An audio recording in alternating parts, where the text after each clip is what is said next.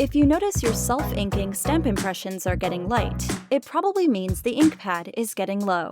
Here, we'll show you how to easily fix this, so your stamp lasts for years to come.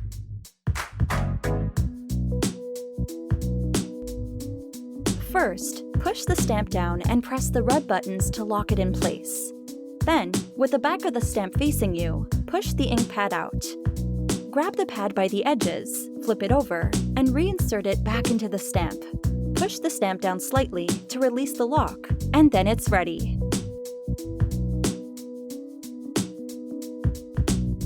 If you've already used the flip side of the reversible ink pad, then you just have to re-ink the pad. Self-inking stamps work best with a water-based ink. Simply add a few drops to the ink pad, and then use the tip of the bottle to evenly spread the ink.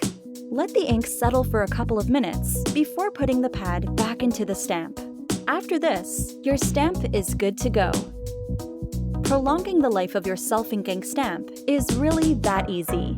For a large selection of self-inking stamps and accessories, head to RubberStamps.com.